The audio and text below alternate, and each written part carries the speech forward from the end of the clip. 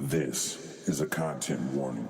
This is a trigger warning. You have now tuned in to Hard Knock Logic Podcast. If you are listening to this podcast at work or around children, I suggest your ass put on headphones.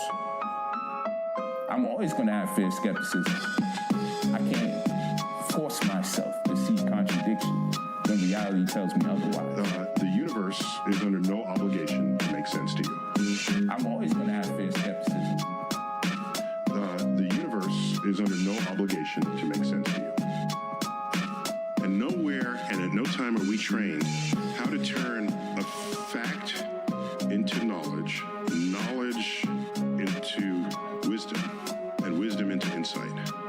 I'm always going to have fear, skepticism. Does the capacity of awareness develop, getting stronger and stronger in endurance? And is this what you mean by awakening of intelligence? If so, does this not imply process?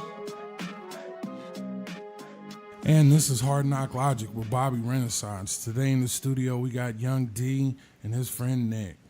And we have a few topics we're going to roll into. First, I have to say my piece about Rachel Dolezal. I just watched quite a bit of her Netflix special, and I really thought my feelings about this woman and the whole transracial things were pretty cut and dry. But they're really not, man. A lot of the people that I've seen in her area and who were really against her in her area when all of this shit came out, I really just felt like they had ulterior motives. Like the shit that they were saying just wasn't realistic enough to me. You know what I mean? Like, you have the police department and the reporters who first started investigating her because she was making reports of threats, white supremacy, threats against her life and shit like that, because she was the head of the NAACP in Spokane, Washington. And when I'm listening to these two white dudes, the cop and the news reporter, it really just seemed like they did not want to acknowledge the white supremacy part of it. They were saying like how people try to make white supremacy part of their city's narrative and this and that. Motherfucker, it's Spokane, Washington. Like, you can't sit here and tell me there isn't any white supremacists or white supremacist groups that function out of that way in the backwood ass city. I'm sorry. It just doesn't resonate to me. And it really seemed like they just started going into her from the beginning because they didn't want to deal with the white supremacy shit. And then when they interviewed some of the sisters that was around her and that worked with her, it really seemed like they were upset by how much noise she was making, because it really didn't seem to be very much of a social justice movement in Spokane before her. You know what I mean? It seemed like there may have been some jealousy issues because she was at the forefront of it. And one of the things that I really have to express about this subject is when it comes down to blackness and this Caucasian woman saying that she identifies as a black woman, and what that means, and is that something that can happen? I mean, this shit kicked off a couple years ago, and there's been an ongoing debate. And for me, as a naturalized born black person, when I look at it, yeah, there is some defense, some anger towards it. But one of the arguments that I think swayed me was on the documentary, they showed a couple of talk shows that she went on, and the black woman on the talk show was like, well, the difference is if the cops pull me over, I could die and I could this and that, and you could just pull that off and be white and you'll be safe. But now I gotta look, this woman's whole life has been devastated. For real, death threats, can't get a job. You know what I mean? Like, there's been so many negative things that happened to this woman, and she hasn't pulled it off. And I have to ask myself, even when she was leading all of these Black Lives Matter rallies and putting together these protests, and people are outright against her and threatening her, she still didn't pull it off. So how much of that can you really use as a fucking argument? You see this woman is really gonna ride this shit out, and that was one of the things that they use. Transracial people try to use the same argument as trans men and women. Gender identity. Yeah. And for me, it's the same thing. I know people want to say it's a difference, but it ain't. Are you saying there's not a difference between identifying as a gender and identifying as a race? Yeah. As a black person, right? Okay, take this white woman. In her mind, she identifies as a black person. You take a trans person, in their mind, they identify as a different gender. That's true.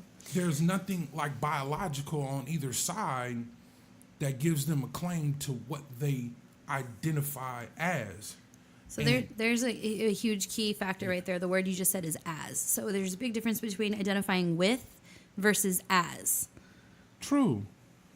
But my semantics on that might be switching back and forth, but both parties identify as. She identifies as she is a black woman. The trans friends that I have, they identify as a trans man. No, they identify as a man or as a woman. There you know go. what I mean? Mm-hmm. They're both from thought and emotion. They feel, they think. My position is, if I support one, I gotta support the other. You know what I mean? I can't really, I'm very pro-trans. I can't not get on board with the other one. Yeah, you know what I mean? Mm-hmm. And one of the reasons why I say I'm a true American is because it does not matter if what I believe is right or wrong. I'm an American.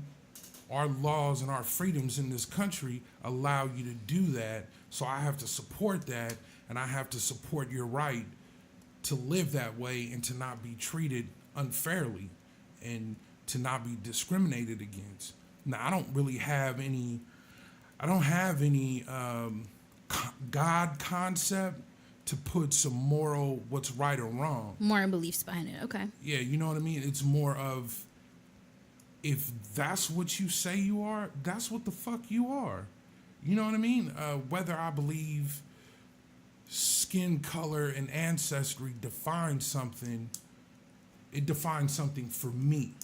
I identify as a black person because my ancestry comes from Africa. Mm-hmm. Period. How somebody else identifies, that's up to them. You know what I mean? For whatever fucking reason they may come up with, it's not on me to question their reasoning. I question the authenticity of it, and that's what got me with her. She seems to authentically identify as a black woman. Her life, her children, her fights, her struggle, and without taking it away. Without going, this is too much, I'm going back to being white.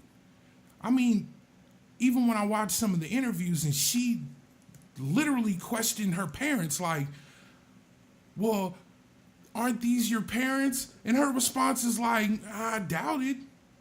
I don't have a DNA test, like even fundamentally questioning if her parents are really her parents. So I just have to say something right now. If she's going to invite DNA into the subject matter, you really open the floodgates for medical genetics.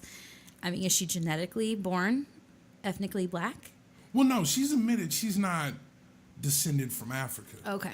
But I'm talking about the psychology part of it, to why I think she's authentic with it is because when I look in her face, when they ask her about her parents, I can see like this real disconnection in her mind psychologically to her parents. Because I couldn't even think to be like, well, I don't know if they're really my parent. You know what I mean? Like, they raised me, but I've never had a DNA that they're my parents. You know what I mean? Just the authenticity I see in her face with questioning that makes me go, I think this bitch really believe this shit. And if she really believes it, fuck, do what you do.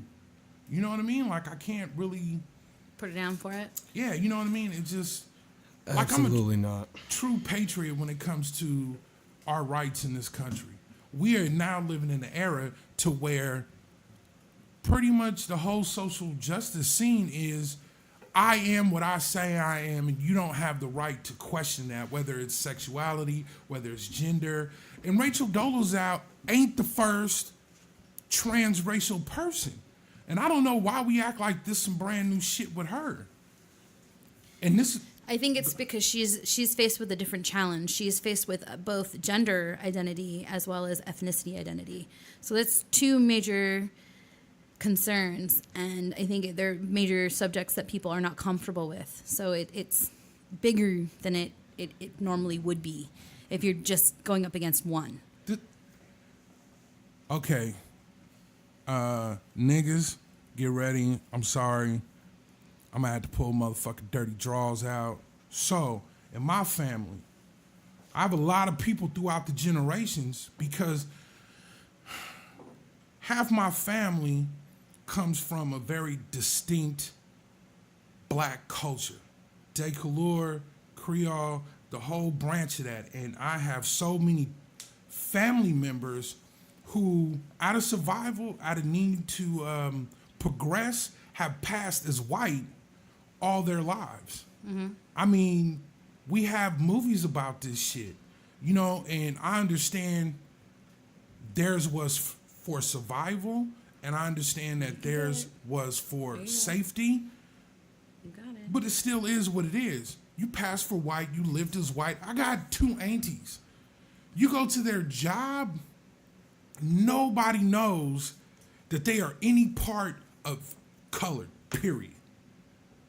My auntie changed her goddamn name to submit her passing as white in the business world. Now, do I gotta be like, fuck y'all and I gotta disown y'all? When I look at Rachel Dolezal's kids and I look at these young black men stand behind their mom, it's the same way I stand behind my auntie. Mm-hmm. And the other family that I got that have passed for white. You know what I mean? And it may make me uncomfortable. It may make me upset. But I have to support her decision. You want to be a nigga, be a nigga. Because it seemed like she's willing to take all the lumps, bumps, and getting her ass kicked behind being a nigga. I think that's one of the biggest things that has always pissed me off when we've invited fucking white folks to the cookout, and as soon as shit get a little hard, they back to whiteness. I do gotta respect the fact that she riding the shit out. Life fucked up. One of the fucked up things was she went to go drop her 2 kids off at the barbershop, and the fucking barbershop owner is like, you need to get from in front of my plate, and like made her move, made her leave.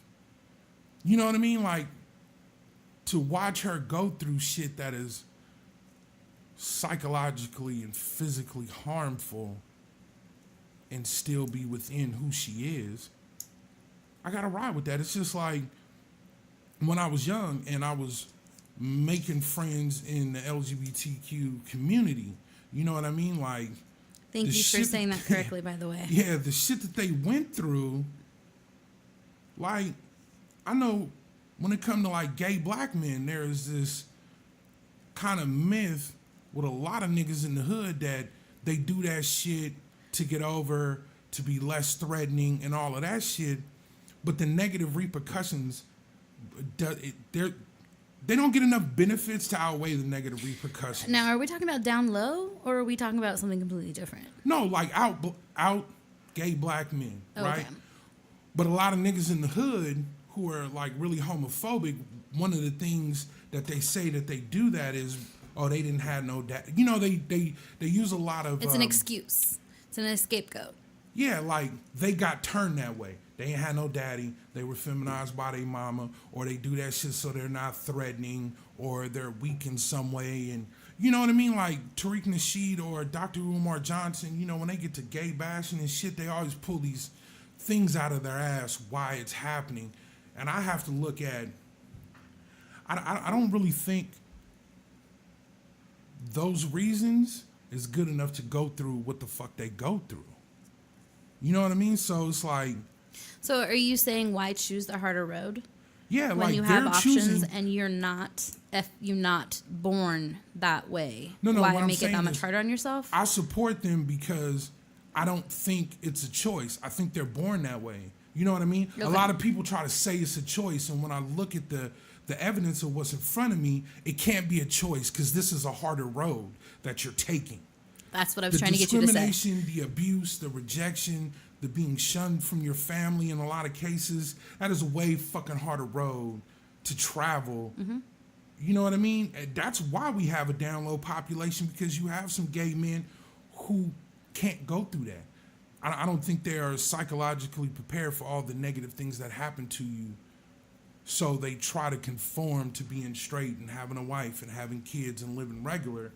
And that's why we see such a larger population coming out later on in life, because they've lived life. They've done it they've done it the easy way.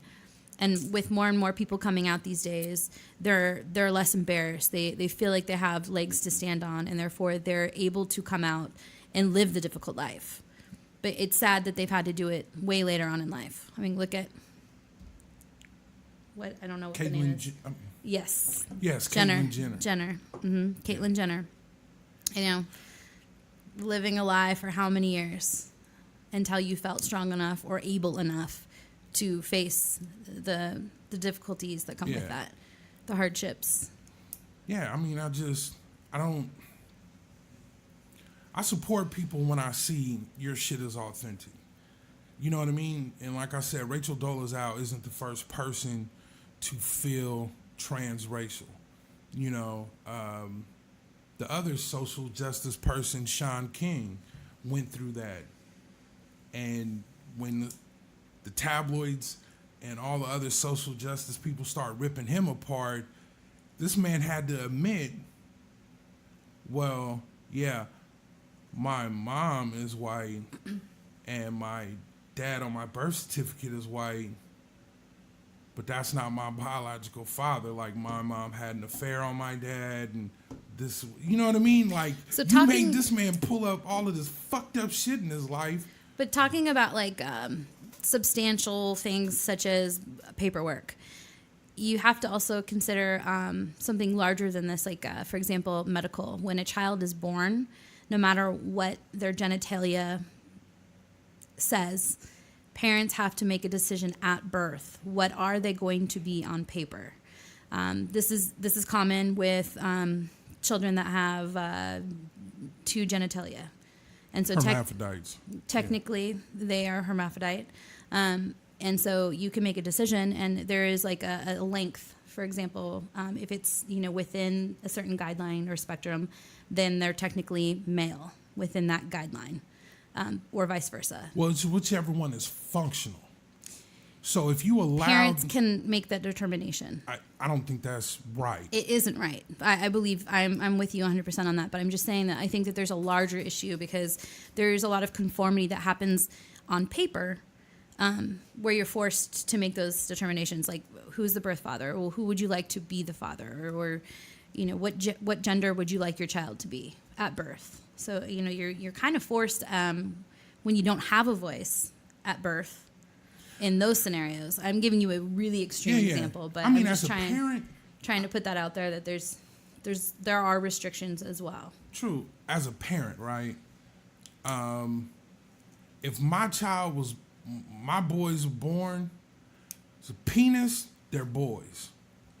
If I would have happened to have a child that had both sexual organs, I would have stood up for the shit to be blank until they reach puberty, because they should be able to. Organ, I agree with you 100%. Yeah, because you may have both organs, but you don't know what the child will identify with. Well, not just that. but only one of them is functional. Like, only, like, you're not going to have functional. But functionality shouldn't be a make or break or all. I mean, what if the child's penis is functional and therefore they still feel they identify as a female? Functionality. Oh, they're gonna have to. They'll have to determine that on their own. Exactly, but I'm just saying. But I'm just saying, as a parent, if the testicles are producing sperm and the uterus isn't functional, you're a boy. Whatever you identify with in your own mind, you're gonna have to figure that shit out later. And whenever you figure that out, I'll support you. There we go. You know what I mean? If the testicles don't work, but the uterus works, then you're a girl. If you still feel like a boy, when you figure that shit out, let me know, and I'll ride with you. But as far as a parent, that's the decision that I would have. I wouldn't do that shit in the hospital. Like, you don't know which one works. Yeah. Because there have been cases where parents have made the wrong choice. They have. Mm-hmm. You know what I mean? And cut off a functional penis and left what is now physically a girl with an unfunctioning uterus. Yeah. And it's sad. Yeah, I couldn't do that. That is a dry ass wine. You're welcome. So just to wrap up with Rachel Dolezal, it makes me angry. It makes me very confused. But I'm very sympathetic to her situation. I have empathy for what she goes through. And as an American, as a patriot, I have to support her right. She want to be a nigga, she can be a nigga. Well, you is black. How do you support that? Because what the fuck I'm going to do? That is, I mean, just for you to say that, for you to say something like that, I can't fathom that whole idea. You're telling me. So, let me get this right. I don't want her to identify as a black woman. That's my want. Okay. I don't want her to do that. Okay. And the reason why I say an American and a patriot is our laws and our freedoms in this country allow her to do that. And as an American, I have to support that. Whether or not I want her ass in the cookout or not. That's what I'm saying. Like, I'm angry. I don't want her feeling like that. I'd rather her come to the cookout with the potato salad with no paprika and no fucking seasoning. Or just be a fucking white woman. But I can't put that on anybody. I can't put that shit on her. She want to be a nigga, fuck it. I can't. If we were in another country, I could probably be like, nope. But I'm an American, and we have freedoms. If I want somebody to support my freedom, I have to support other people's freedoms. I have a very fucking odd, off life. You know what I mean? But it's relative because of your beliefs. Yeah. So I have to support her shit. Because if people don't support me, then it's fucked up. You know, when I look at our belief system in our belief systems in this country, shit conflicts so much. This country was founded to separate church and state. And every fucking thing in this country separates church being in the state. Republican Party is a party of fucking evangelicals pressing their beliefs on other people. Every law that they try to get on the books is based in their religious beliefs. You get what I'm saying? Yeah, and they should be separate. Absolutely. And then, I mean, I've voiced it, you know, on this show many times. I'm not really all that big with democracy. I don't think the bulk of human beings should have the right to make any fucking choices. Because the bulk of human beings are led. They don't really think. No, they're just followers. They like a leader, and then they don't even know what it is that they're supporting. I don't want you making decisions for me. You can't even figure out what the fuck you doing with your shit. You know? Personally, I grew up Roman Catholic. I left the Catholic Church. Oh, you could chime in.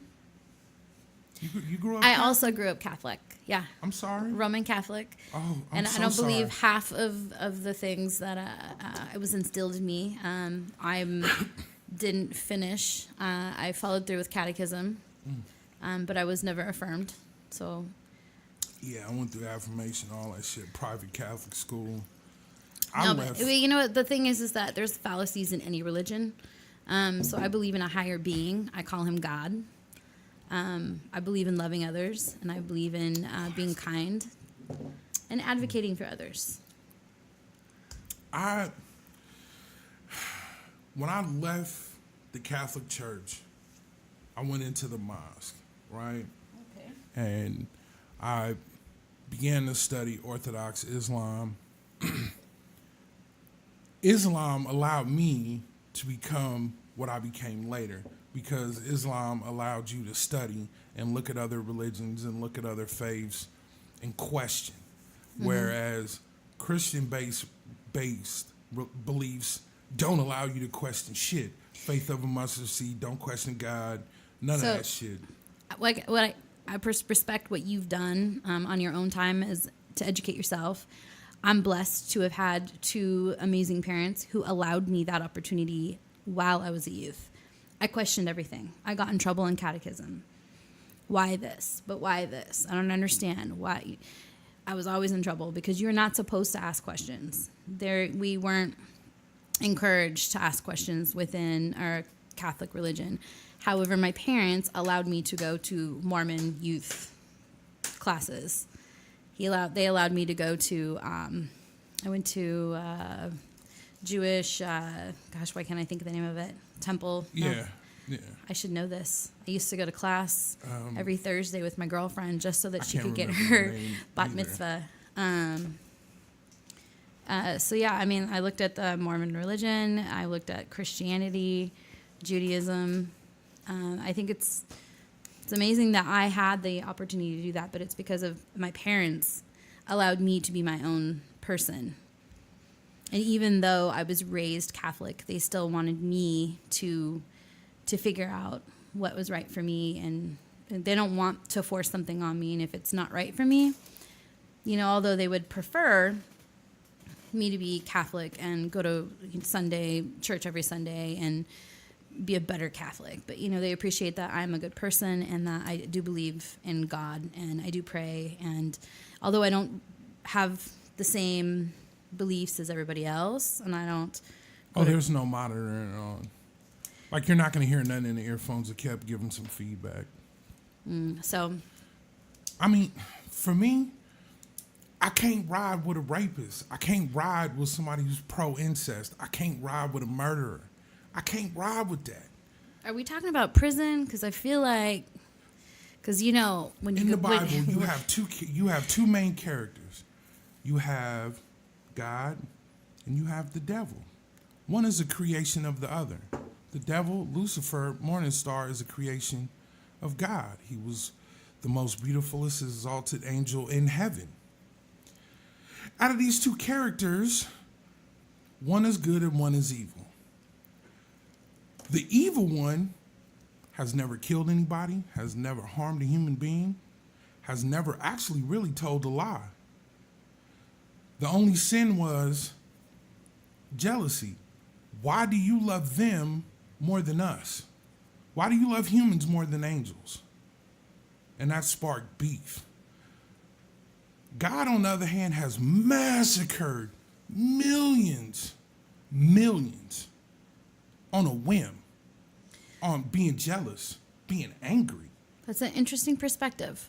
Interesting. You smited the firstborn of a whole nation in a monarchy where these people don't even have a decision to make the pharaoh do Whoa, anything. there you go. There. Hold your. That's a real story. Park it though, because honestly, you're saying that humans, don't have a choice. No.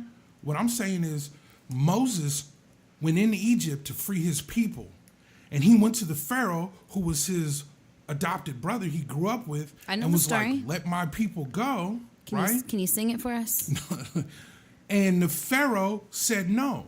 Egypt was a monarchy. The common people could not tell Pharaoh shit or make him do anything. But so who killed innocent women and children and others? God. No, people did. No. People did it. God sent the Holy Spirit throughout Egypt to kill the firstborn of every household. That's why Jews had to put blood over the doors. doorway, and that's I where know. Passover comes from. And not only did all of the firstborn of that whole nation die that night, but people died from starvation and dehydration when he turned all of the water into blood. Yeah. 4 weeks. God flooded a whole planet. God told 2 daughters to fuck their dad to make children. God told a man to fuck his maid because his wife was barren. I can't ride with those things. Which is also why I'm not 100% behind all of that. I mean, further than that, you have to look at, what we just previously spoke about, transgender and homosexuality. It's not supported within that religion. I don't follow that. I support everybody. Are we going over beliefs right now? Yeah. Is that what Yeah. we're talking about? Mm-hmm. Oh, Beliefs. okay. Well, how are you? You okay? I'm all right. Welcome back. Thank you for joining us. Zoned out for I a appreciate you gracing us with your presence. Oh, man. Thank God you have a voice. Beliefs, huh? I mean, for me, Welcome. thank you. For me, I grew up going to church, actually at Highland over on right off 82nd. It's probably on like 72nd Gleason. That was when my mom, my grandma went to this church over in Northeast Portland, All Churches of God, actually. All Churches of God, actually. But as I was growing up, I really had as I was growing up, I stopped going to church, because I was able to get my own free time and do my own thing and I guess venture out, like y'all said, on my own ways. And as far as like believing God, I believe. I mean, some of the things like like no killing and no, or at least the sinning. I believe, like the whole sinning idea. Like I'm a sinner, whatnot, because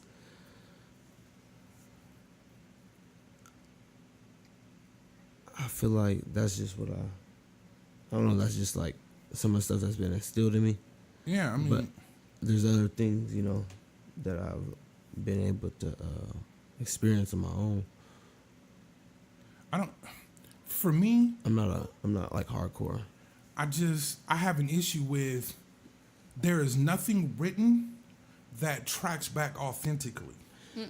Everything's been altered over the years. No, It's not been even interpreted. I'm not talking about altered. Altered. I'm not talking about translations. I'm talking I'm about talking about transcriptions. We don't know the truth if because you we track weren't there. back everything that's written, you find the source of the story, right? Mm-hmm. You find the source of where it comes from and when it was made. right. Or so we think. I mean, technically, everything is hearsay. We don't know anything verbatim. No, like when you look at those walls and you see the laws of Ma'at that predates Christianity by 5,000 years, and you see how that translated into the 10 Commandments, that's a root. Right. You know That's what I I'm mean? saying. When you see that Isis and Isis and Osiris is You did Joseph straight up and say Mary, Horus, though. Because Horus is their child. Oh, So I the thought you said whores. No. The story of Isis and Osiris and Horus is the story of Joseph, Mary, and Jesus. You know what I mean? Like when you track back these things and you go, oh, these people never actually even existed. It's hard to go, I believe that. It's really hard. Like we know functionally a person named Jesus Christ never actually lived on this planet. We know that for a fact. And that's what I mean by I've been able to go on an adventure. Like recently, I've been talking to this guy, one of my mentors. He's been telling me the whole Muslim story, and how their beliefs and whatnot. And like I've just been exploring different religions and kind of understanding where they come from, I guess. That's why I said Christianity, I mean, I grew up going to church, but I haven't consistently went to church since I was like a little And kid. you know, Islam is a spawn of Christianity, because Islam came around about 500 years after the establishment of Christianity. That's why it's the same damn stories and it's the same people. Right. I honestly kind of feel like, and I'm going to retract my kind of statement. I feel that religion is, it is a common place where people divide, and there's several religions, and I feel like instead of like dividing, we should come to a common agreement.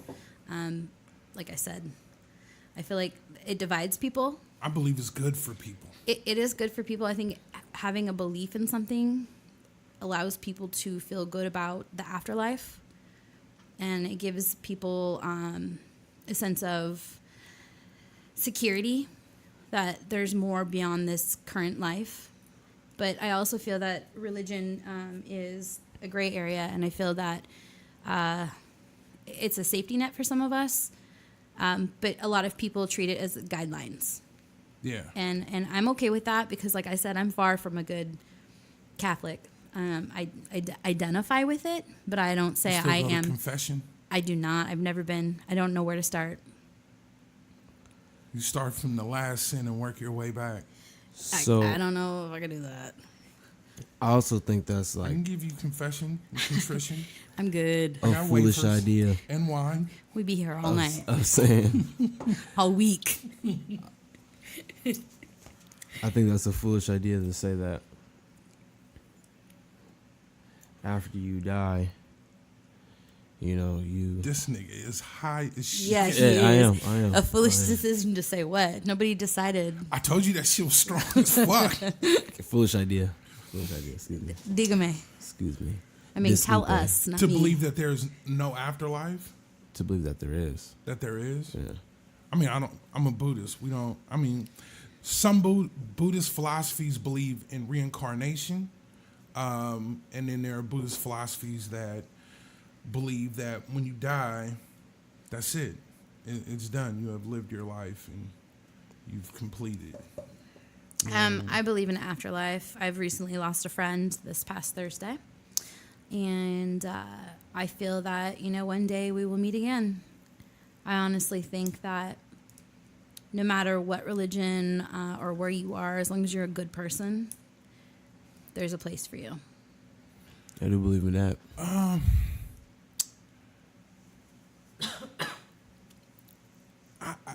I have a. The I'll beliefs pray I- for you. I got you. the I beliefs got you have and I got about you. that You'll is- make it. Is like I believe that people who believe in the afterlife, I don't believe that they think that there is anything that they could do to actually send themselves to hell. Because the lean I back is believe always that. God knows my heart, and if you're just generally a good person, No, and these things no. and that, but If you murder somebody, I'm sorry. wow, you can justifiably murder somebody. There are plenty of good reasons to kill somebody. Would you murder somebody? If you fuck with my family, yes, absolutely.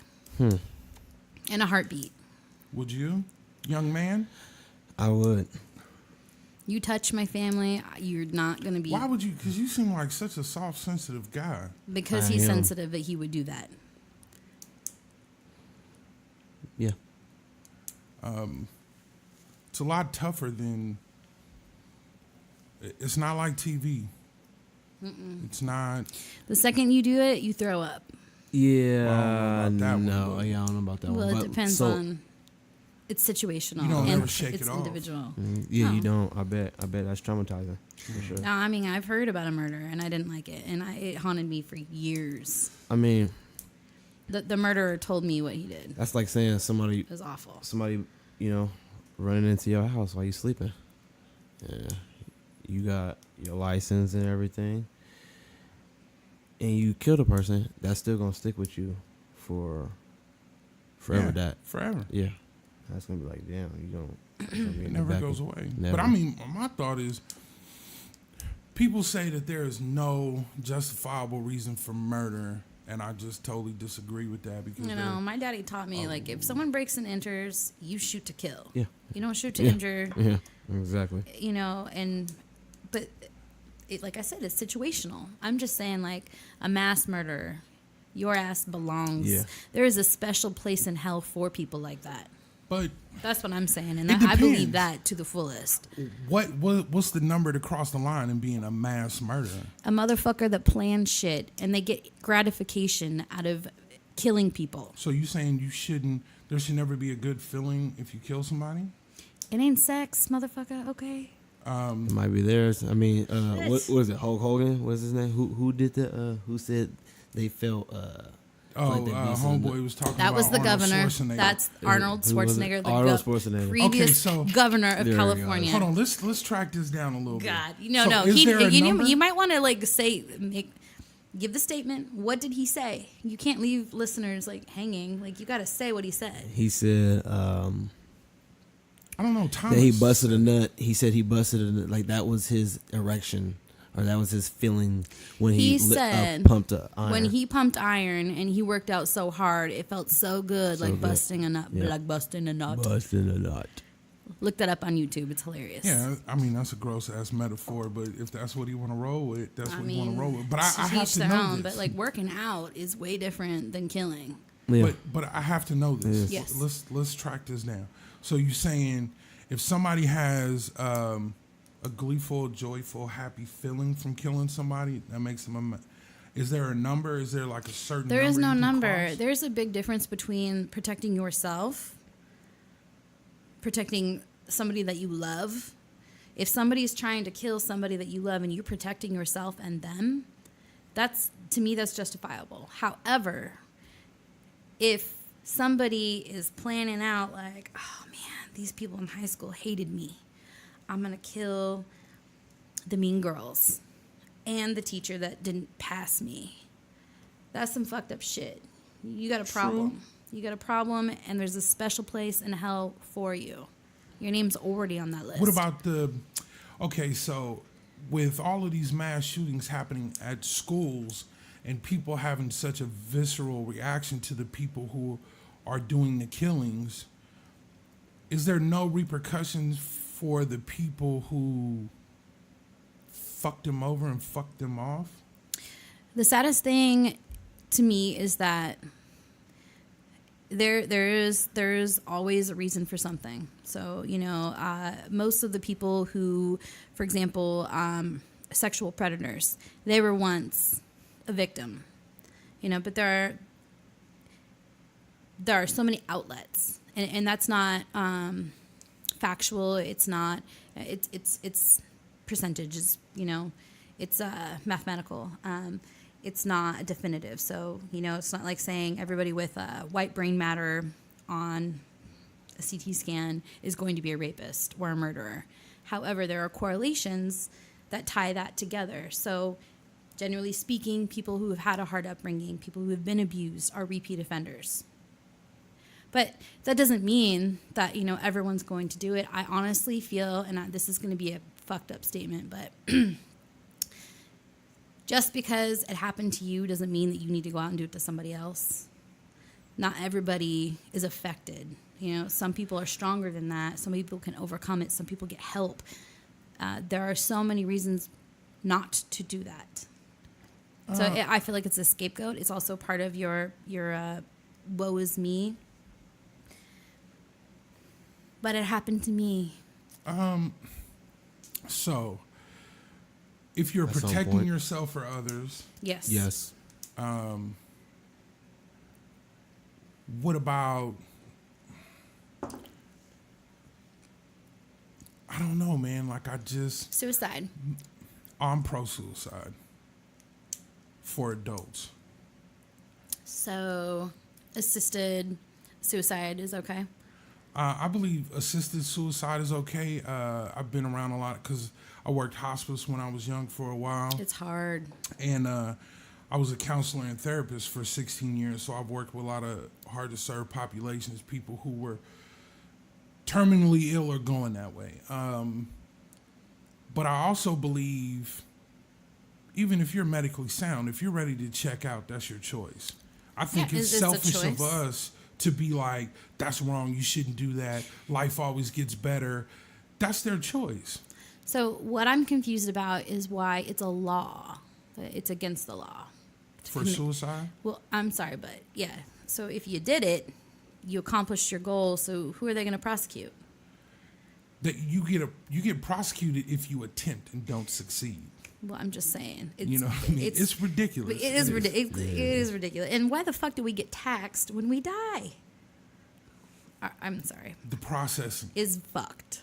Like the processing of your death through Social Security, through work, through all of that. Like it's just not like you die and that's it.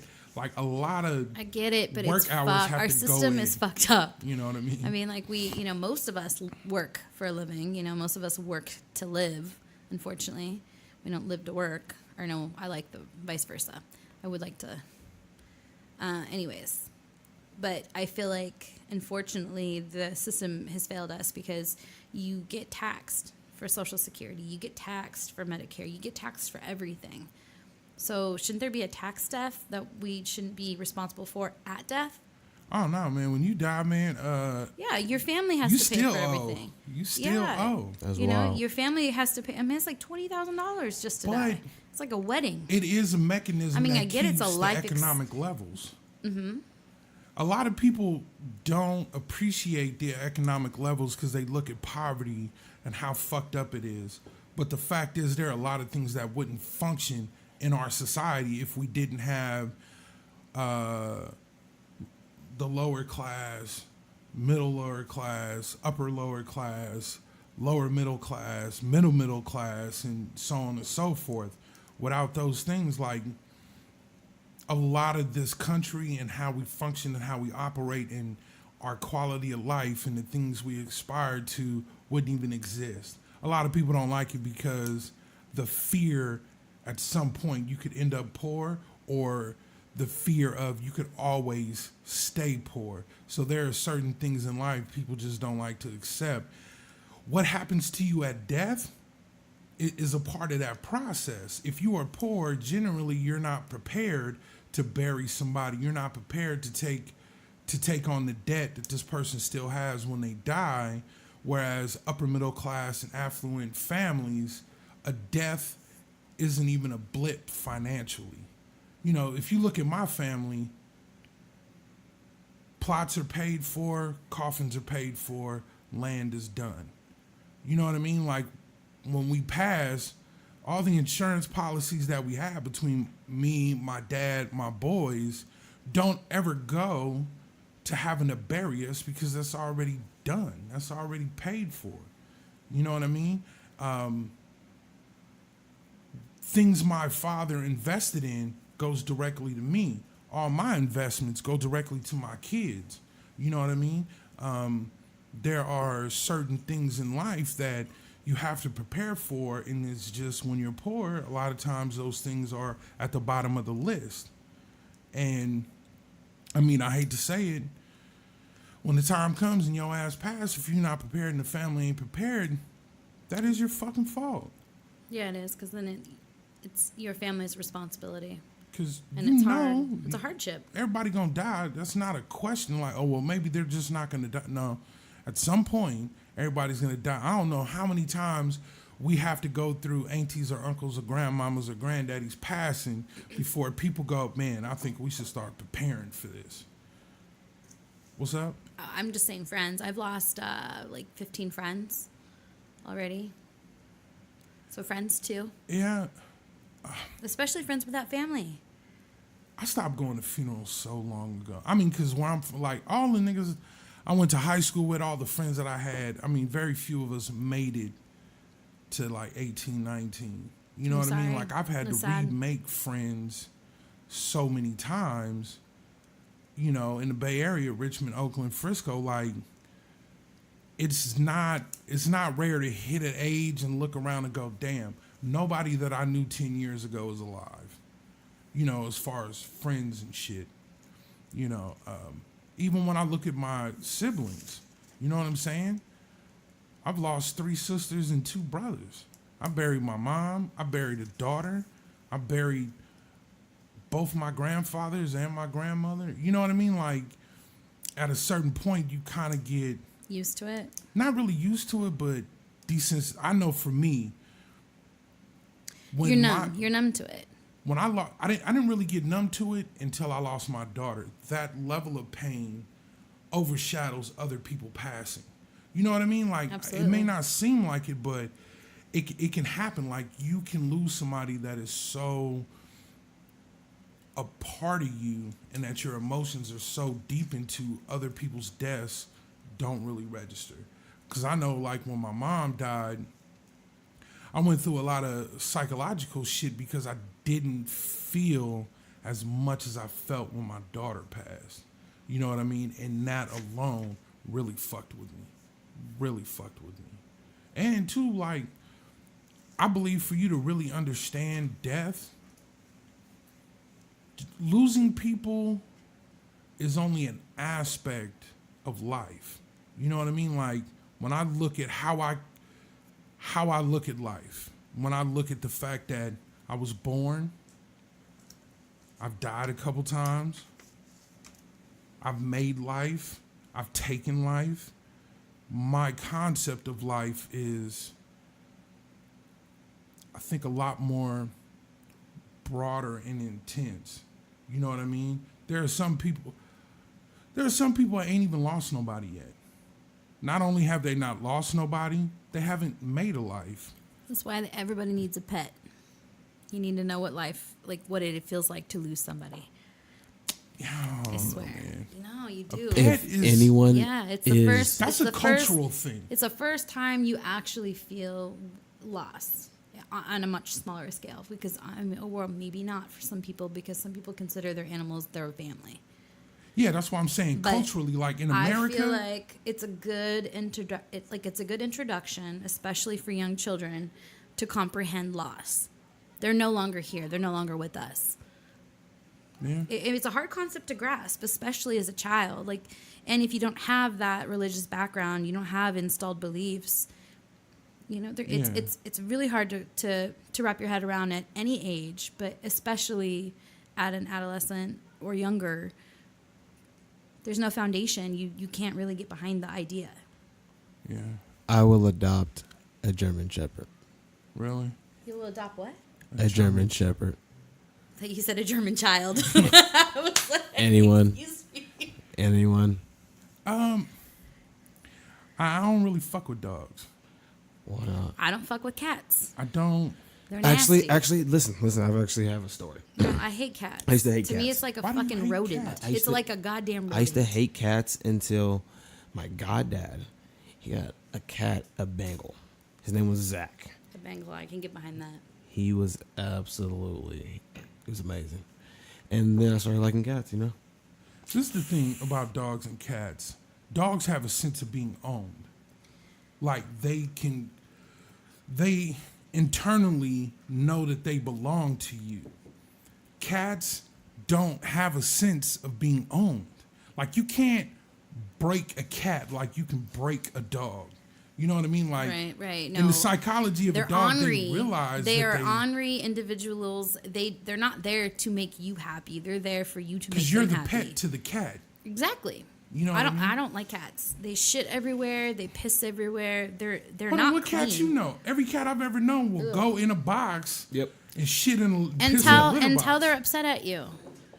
Well, don't piss it off. I don't like them. Like, I'm sorry. Like dogs. A cat belongs outside. It's a rodent. It's just a glorified furry Dogs rodent. shit and piss everywhere. A cat leaves behind like hairballs and fur, and it gets everywhere. And You don't see all these people. they walking bite around their here covered in owners. dog hair? Do you see a dog turning around? Oh, pet me, and then biting you? Yeah, What kind of fucking dogs do you fuck with? dude. Dogs maul owners all the fucking time in this country. Bad owner. That's an excuse. No, that's not an excuse. That's a like Hollywood the worst true shit statement. I heard was in San Francisco. A fucking dude came home. His 2 pit bulls had mauled his child and his pregnant wife to death. That's disgusting. And it was just like, but they never were aggressive, and we don't know. And Look, check this out. And this is another thing. If you have a dog and that dog chooses to fucking murder you, it could win 75% of the time. 25% of the time, you may be able to It's get all about to how you bring up that gun. a child it's still can fucking murder you. A Like, child. It still has canines to fucking Yeah, but maul your. A cat, I don't give a fuck. A cat only has a 1% chance of killing you. Like, you'd have to be like in a Do you know how many cats have killed newborns? Yeah, a newborn. I'm just talking about adults. I'm talking about Like humans. an actual I'm sorry. dog can kill a full-grown man. Do you know how many cats sit on infants' faces and murder them? Okay. Let's look at the So, let's look at when the you look numbers. at- yeah, What do the numbers say? Oh, here we go. I mean, we can get the Googles on. Can I get a lifeline? All I'm saying is, if it's brought up correctly, and your dog is trained properly, you're gonna have a great dog. And you gotta go through all a train, like. Why? It's just like a human. If you don't raise your child right, and they don't have a proper upbringing. Oh, I disagree on that because you can give the greatest upbringing, and that motherfucker. Here we still go end up again, a but- serial killer. Or some Okay, shit. but I'm gonna bring it back to that white matter on that brain. Sometimes people, they got problems and they're born that way. Some people are born evil. I do believe in that. Some people are born. No, I think some people are truly born evil. Maybe that goes for all mammals. Maybe some cats and dogs are born evil. Maybe. Put that out there. That's what them wild cats, but I don't know. I used to hate cats. Like, get that away from me. I still don't like cats. I don't want it. Back it away. Now I'm like, I mean, they Fucking hyenas and on this shit. and the only cat that has ever bit me, when he bit me, he like did the little, like tried to like. Doberman picture. It- Fucking ripped my goddamn Oh, ear man. off. Oh man. Did the little cute little I'm not seeing pet me thing with their hand. Almost with grabs. It's the only time. I don't know about. What was the Yeah, next topic we had? on Our there? next topic. Upbringings. Yeah. Oh man, this is. Wait a minute. Okay, we got some numbers. No, what the fuck? Oh my god. I mean, I do think this is a healthy transition to talk about upbringings too, because, like I said, how you raise your animal has a lot to do with how they act.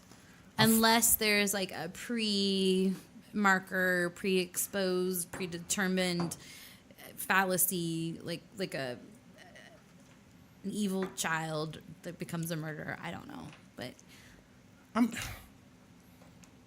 there is, like I said previously, there are correlations between mass murderers, rapists, evilness. To me, I call it evilness, but people who create, do violent crimes. There is a correlation between brain matter and having, like, a pre-marker. When I look at the numbers, And I'm not saying that that's like true math. I'm saying like there is a correlation. I'm not saying it's causal and effect, cause and effect. There's something to be said, because yes, there are situational cases where they were beaten, they were molested, they were raped, they were whored out. I don't know what the cases are, or they grew up in the system. They were abused. So many situations can take place, and that can transpire into hatred and anger and all these Do you other think things. race has anything to do with any of that? That is a can of worms. I don't think race has anything to do with it. Are you sure? That was what I just said. Did I not say that? I was just giving you a minute to think about it. We No. live in America. Like, the numbers and the racial disparities between poverty-based crimes Right. and psychological crimes. So what I can is say a about that is huge divide. people claim numbers don't lie, but numbers are not accurate because they're not reported. So how do we really know the information that we're looking at is true numbers? We don't. but we also can feel it. We can what? And I know this may seem crazy. Say again, we can what? We Feel can it. feel it, right?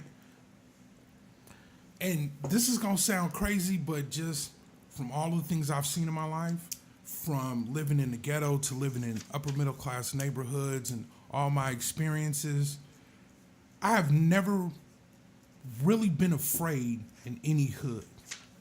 Me Cabrini neither. Green Projects, fucking Watts, any city in the Bay Area, any ghetto I've been to outside this country.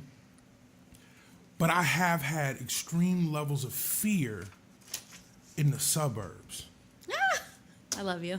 And the reason why is because, and I've talked about this before, It's outside of your norm. if I'm in a hood that I'm not even from, and I walk up, and I'm walking down the street and I run into a group of black dudes, It's because even you're, if they fucking flex on me, I know how to handle that. right. It's territory. They trying to check me. They trying to see who I am. They want to know what you're doing, Yeah, what they you're trying to fill about, me out. where are you here? I can take a civilian pose and be like, man, I ain't with that, man. I'm just going down the street.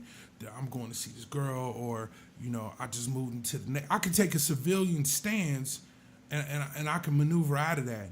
But I have literally walked into a group of bored white guys. And there are times you can't get out of that because their mind is made up, because the killing you is the fun that they're looking for, as to where in this hood, whether it's a Vadio or whatever, the killing you is a result of you not checking the fuck out. Of you, who you say you are and what you say you doing here, don't check out. What's the name of that movie? Once a year you can kill people. The Purge. Okay, is that what we're talking about here? No. No. Like, so I'm just teasing you because I feel like that's where we were going. Like they, and when I say they, it feels like Caucasians. I don't know. yeah, white folk. Okay, white folks, WBs, for most of you out there. When you're in that kind of environment, you really think that like they just can't wait to have a barbecue and like Check this out. kill you? Like when I first was up here as a kid and I went to Milwaukee Junior High, was the first time I learned the difference between young black men and young white men. Hanging with even the most criminalistic young black dudes growing up in Richmond. Like the shit that you look to do when you're bored, smoke weed, get drunk, fuck some chicks, have a party, you know, some shit like that is different than what the fuck I learned these cats do. I didn't know what the fuck a circle jerk was until I started hanging out with these white dudes The hell in is that? Milwaukee, Oregon. the circle jerk. I swear to God, man. It's when guys get together and they're in a circle and they jack each other off. Oh man. Yeah. I went over to my partner Gary house. Nigga, we're in junior high. I went over to my partner Gary house and I walked through the door because his parents is gone. They left him, we're in junior high, they left him home. They're gone for like 3 days. But I get over to his house because he called me, he like, his parents' liquor cabinet was open. So I get over there, and when I go through the back door into his room, there is a porno on his TV, and there is like, well, it was Gary, Jeff, RJ, Tim, and Tom. It's him and 4 other dudes, 5 of them. They are literally sitting around Whacking each other off. masturbating, playing swords, and I just remember standing there going, You know what swords are, right? what the fuck Do you know what swords are? are they doing? When they play with each other's penises like swords. Yeah, Yeah. I could. Yeah. All that that's type terrible. shit. And then even in like the locker room, like the sex play shit. That's terrible. White dudes tend to sex play each other like for fun. You mean like Actually- teabagging each other? Yeah. Teabagging each other, Yeah. putting dicks on each other's fucking heads when they're asleep, I've noticed fucking that. with each other's assholes and shit. And even when they getting into That's like called prank bi-curious, shit, really. I mean, come on. They're just curious. every white dude I've ever met can't be curious. Every white dude I've ever met can't be bisexual. I don't know. I really think it's a cultural thing. They do things, But that's that is technically different. sexual harassment. And they could be prosecuted. For When that. you even go back in white history and you get to going into Rome and Greece, like young men being sexual with one another is a part of their culture. Mean fucking each other? No, not even fucking each other. Even when you look at how 12, 13-year-olds and the whole wrestling shit that greasing each other up and wrestling, and even when they practice for war, like they were naked. You know what I mean? Like they just have a sexual limitation with each other that is totally different than African blacks. Americans? You know what I'm saying? Because nigga, don't touch me. Don't fucking put your hand on me. Every dude I knew growing up, that was like, don't fucking touch me. Why the fuck are you touching me? You know what I mean? There was this, no, nigga, arm's length. You know what I mean? And even when you look, I've been watching Criminal Minds since it's been on the air. I have never, when they have read the serial killer's profile, I have never heard them say, oh, it's an African American or Hispanic. I have always heard them say, it's a white male between the ages of da-da-da, da-da-da. And you know what I mean? Like, maybe 4 episodes out of Criminal Minds' whole fucking shit has it been people who were non-white. Even when you look at the rate of serial killers in this country, we maybe have like 4 or 5 black people. That's a ridiculous disparity between like, 60. Like, they say some shit, it's like 10 active serial killers at any given time in this country. Active. Not the fucking dude that they just busted, the white cop. This motherfucker, they found out he was 4 serial killers. 4. Because as he changed departments, like in Southern California when he was a cop and he was killing people, those murders were attributed to a particular serial killer. And then they thought it went dormant. But he had switched police departments.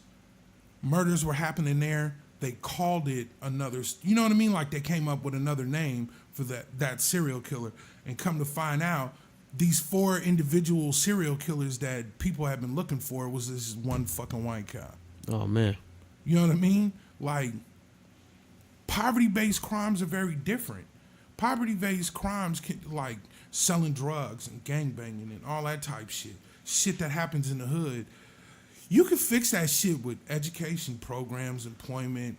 You know what I mean? There is a lot of economic things that you can do to solve those problems. You can't solve somebody who like, I like killing kids. You can't fix a nigga who like, oh, I like to like strangle bitches and then dress them up like dolls and put lipstick on. Like, you can't cure that shit. I know you're high, but I see you got something to say. Go. That's like going back to your American thing, though, right? About everybody having like their in own. America, like They having their own. They having their own. One of the reasons why Bill Cosby shocked us so much is we are just not used to a black man with that level of depravity as a serial rapist. Not just a predator, a serial rapist. Like, this motherfucker has been raping people for decades. I think, regardless to his fame and TV shows, him being black was like, what? So I mean, me personally, I would never do anything like that. But I'm just saying solely on the fact that, remember, he was going on the idea of, he's an American, everyone has their own rights and decisions to do whatever the hell they want to do, just leave you alone, right? You said that was just a terrible, terrible thing. I'm just kind of counter arguing with you. No, I'm talking about as far as freedoms. The statement that I made earlier is like, we have certain freedoms, constitutional freedoms, and inalienable human rights in this country that we stand on in America. Serial rape isn't one of them. You know what I mean? That's not in the box. No. I'm talking about your right to be transgendered, your right to be gay, your right to be Catholic, your right to be Hindu, your Democratic, right to worship, Republican. Yeah, your right to be a Republican. Bear arms. Not cold cocking bitches. That's not. You know what I mean? Like, You said cold cocking? yeah. What is the definition of cold cocking? Like, punch a bitch. Say again? Punch. Like, cold cock. Pow. Knock a bitch out. Like, that's not okay. So that, okay. You can't be doing that shit. Well, yeah, okay. I've never heard that term before. I thought you were talking about something else. No, I was just saying, yeah, you can't be cold cocking bitches. That's not a freedom. That's not a right. That's not some shit you should be doing. No, that's called taking advantage. Drugging a motherfucker is not something you should be doing. Those aren't the freedoms that I'm talking about. But I mean, freedom to drug yourself, but damn, not others. And then take advantage of them. My opinion on drug use is kind of split. We know that. I think, and this is what always caused the problem, like when I worked with teenagers when I was a counselor, because I would have, these other counselors telling kids shit like, drugs are bad and they'll fry your brain and da-da-da-da-da, and all of this textbook shit. So And I can't all the say that. other shit that like is being medically prescribed at a young age and not medically necessary. No. I'm just saying, like, my message was different. Because I got to tell kids, drugs are fucking awesome. Every last drug on the planet, it feels great. That is the problem. How good they feel is what fucks your life up. Because when your life becomes unmanageable, the pleasure of the drugs makes you fuck your life up. You know what I mean? Like, if drugs felt bad, and that's why a lot of kids go into drugs, because they hear these textbook bullshit, these DARE programs and shit talk about drugs, and then they try them, and then the feeling of, oh, that was fucking amazing, conflicts with what all these fucking adults are saying, when I really think adults need to be honest with the shit and be like, drugs feel awesome. But the addictive qualities to drugs, The money you waste. and how awesome they feel, and the combination of that is what will destroy your fucking life to the core. You know what I mean? My kids, they've asked me about drugs and what drugs I've done, and I tell them, son, drugs feel so fucking good, and that will fuck your life up. Oh, what do you mean, Daddy? As your family leaves you, as your friends leave you, as you lose your job, as your teeth fall out, as your face gets fucked up, as your veins collapse, you will still do them because they feel that great. That's so sad. That is huh?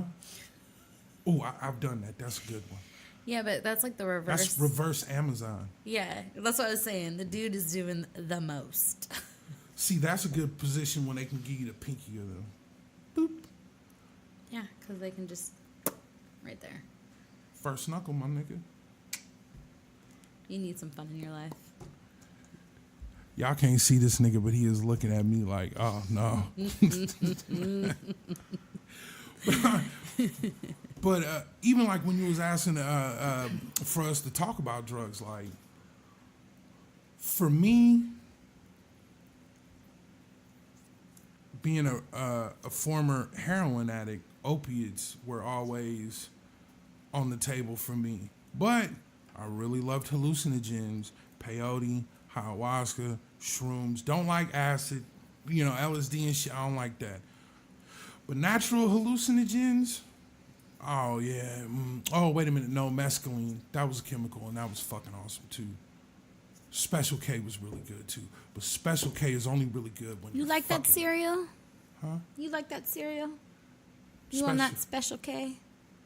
I like the cereal and the drug. Ketamine. You know what ketamine is? Yes, it is. Cat tranquilizer. Mm-hmm. That's what the fuck that is. That's disgusting. Sherm. I don't even know if they sell Sherm anymore anywhere in the fucking country. I was embalming fluid. You dip a cigarette in it, let it dry out. You ever seen Friday? The movie Friday? No. What? Or, Are you kidding?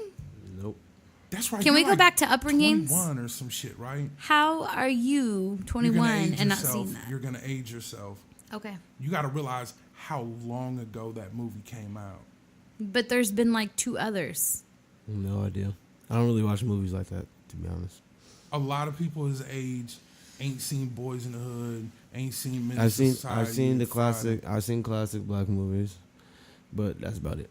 That's about it. That's about it. Well, in Friday, you had Smokey in the pigeon coop all fucked up. Okay. The chicken coop.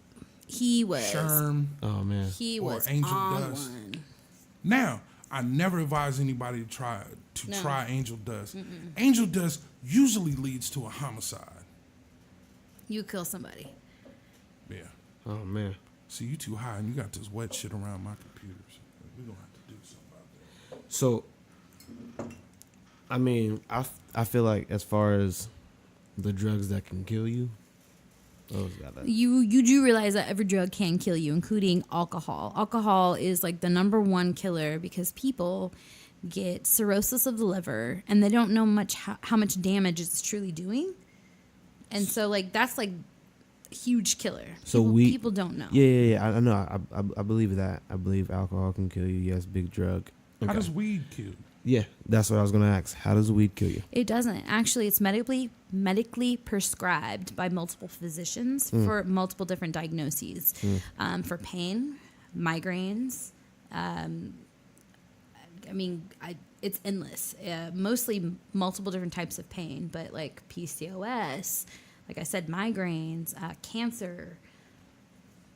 It's kind of crazy. I was prescribed, and I did not take it, but I've been prescribed like 3 times. And then even I go to get massage therapy for pain, and once again, it was prescribed or recommended. And it's not always the same form because there's so many different levels, like the CBD. CBD. Which I can't fuck with. I have an adverse reaction to that shit. I mean, even And it puts anxiety. What is that again? extreme pain. CBD. It's the strain that has THC extracted from it. So it's a different type of strain, but Oh, man. it's prescribed for anxiety, But you depression. can get CBD out of hemp too. Hemp doesn't have any THC. So it's interesting to me how many physicians are actually prescribing it. So there are certain drugs that can't, like the drug won't kill you. Like you can't overdose on marijuana. Yeah, like shrooms. I don't know if any, in all the years I was a kid, like I've never researched or heard or seen an article of anybody like overdosing on peyote or shrooms or something like that. Most of the synthetic, like man-made drugs. The chemicals. Can It's fucking kill you. because it's chemically altered, and Oh, when wait a you minute, mix opioids, heroin. when you can mix kill those your ass. chemicals, oftentimes the only persons in the professional field that can actually like ensure your safety is a pharmacist. It's a pharmacist's job to ensure that like whatever you're taking and they don't correlate or they don't cross, because sometimes even one drug that you're taking prescribed by a physician can cancel out another one, but not every doctor knows what all drugs you're taking. Oh, okay. So like it's crazy. Once you change the chemistry of an actual drug, you're fucking with like safety. You don't know what you're doing. You're not a goddamn doctor. I have to give this warning. Everybody out there listening. So when you go to your pharmacist and you get a prescription, please check your pills. You sure can everything's actually updated. put the color of your pill and the number and the letters of your pill into Google. It'll take you to drug.com. It will give you a picture of the pill, the name of the pill, the side effects, the benefits, and stuff like that. To 'Cause ensure you're getting the recently, right stuff. What just came out was they just found out Prince was prescribed Vicodin. At his pharmacist, were out of Vicodin and they swapped his prescription for fentanyl. What? That's why he died. Do you know what fentanyl is? Yeah, I know what fentanyl is. It's a drug that anesthesiologists use. Yeah, and it's during, used for people during who surgery. who are at the end of life, stage 4. It is a very effective painkiller Yeah. for patients who have endured invasive surgeries. Yeah. And Wow. but it's also used to comfort end of life people who are in Right. extreme It's pain. like I said, the it's a fentanyl heavy lollipops and pain. shit. It is a very heavy pain medication. But he thought he was taking Vicodin.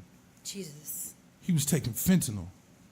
So I do advise everybody out there, check your pills. And I mean, this happened to me once. Like, I'm allergic to penicillin, and I've had a doctor not give me the erythromycin or whatever that I'm usually supposed to take. Yeah, it's called erythromycin. But actually give me penicillin-based antibiotic, which didn't turn out well at all for me. You know what I mean? So it does happen. There are quite a few cases a year. I do have to say, I'm allergic to codeine myself, and I have to check my dentist and say, hey, this is a family of codeine, therefore I'm still allergic to it. I can't take any hydrocodone, anything. But Yeah. you know, I am also responsible as a patient to ensure that I communicate with all my physicians all times and let them know, hey, I'm allergic to X, Y, and Z. You know, like if I people have to also self-advocate for themselves. I think that all too often today it is too easy for somebody to put the blame on somebody else, but really you have to speak up for yourself. Just like I'm saying, like when you go to the doctors, they don't know every medication you're taking, especially when it's not on their chart. If you're going to multiple doctors in various locations, everybody doesn't know everything about you. The doctor is not omniscient. Google your pills. Share your information. Yeah. Don't that too. Yeah. I'm let your sorry, but doctors know. you need to bring an updated medication list. What are you taking? Bring your fucking pills in. Shit. Let a motherfucker know. But we don't know what you're thinking. We don't know what you're really taking. Yeah. So with that, we're gonna wrap this show. And anybody want to sign out? Out. We out. I would like to thank everybody for their time and attention, and I hope you come back. Peace. I'm always going to have fair skepticism. I can't force myself to see contradiction when reality tells me otherwise. The universe is under no obligation to make sense to you. I'm always going to have fair skepticism. The universe is under no obligation to make sense to you. And nowhere and at no time are we trained how to turn a fact into knowledge, knowledge into wisdom, and wisdom into insight. I'm always going to have fair skepticism. Does the capacity of awareness develop, getting stronger and stronger in endurance? And is this what you mean